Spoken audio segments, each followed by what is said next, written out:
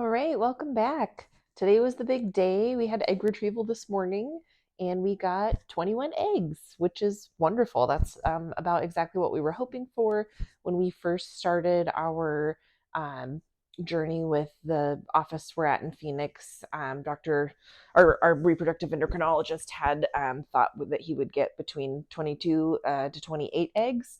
And definitely that will not make that many babies. We will find out tomorrow how many fertilized, and then they will go off for pre-implantation genetic testing, but they have to be 5 days old, a 5-day blastocyst, before they can do the genetic testing.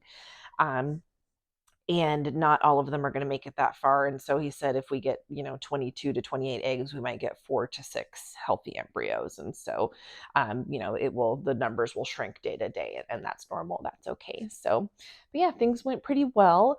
I had I guess when I woke up from anesthesia, I initially told my husband, like, oh, we got to do a YouTube video right now. You guys, it's ridiculous. Hey, we just had egg retrieval. I think everything went okay. Uh, Ridiculous. Uh, but things went good. I did start to kind of have a panic attack right before we went into surgery, just because like the nurse didn't get my IV initially, and anesthesia was going to have to start my IV. And then we were getting like really close to surgery time, and I was like panicking that I was going to ovulate before surgery, but that didn't happen. Everything went okay. And then I'd had kind of a traumatic experience after I gave birth to my daughter, where I'd given birth at home and then I had to transfer to the hospital because my placenta wouldn't come out. And I'd ended up like going under general anesthesia because they couldn't get me comfortable with the spinal. And they were like, well, we don't know if we're going to be able to get your placenta out manually. So we may have to do a hysterectomy. So I was like going to sleep, not knowing if I was going to wake up with a uterus or not, which was absolutely terrible. Do not recommend. And I wasn't expecting to have a negative reaction walking into the operating room, just because I had a D&C back in March. I think it was March when I had my ectopic pregnancy. And I did fine then. I don't know what set me off, maybe just because I was feeling so anxious. This time. But I was like kind of freaking out when we got into the OR, and getting kind of tearful. And the anesthesiologist they had is so wonderful, so amazing. She was very calming, did a good job explaining everything. She gave me something for anxiety as soon as we got into the OR. And then, bless my doctor's heart, he like came back and held my hand and was like, "Where's your happy place? Is it the beach? Oh, think about Hawaii with me," and was like really, really calming me down before surgery. So they took really good care of me. I was just really happy with my whole experience. So I've been napping most of the afternoon.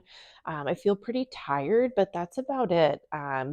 They gave me some Toradol before I left, which is just starting to wear off now, and that's like IV strength ibuprofen. So I just sent Matt to go find me some ibuprofen. I have Tylenol with codeine if I need it, but I haven't as of yet.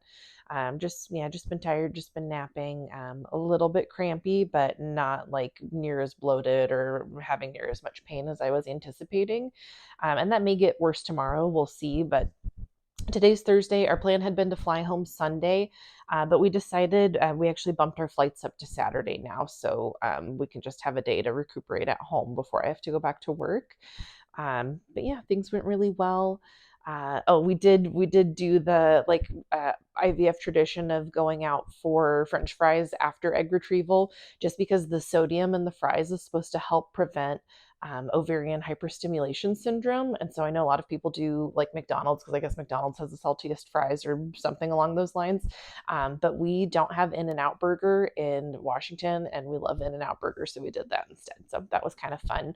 And then they said to follow a high sodium, high protein diet to prevent ovarian hyperstimulation syndrome, which is where like your ovaries can swell like really, really big, and be really uncomfortable and painful.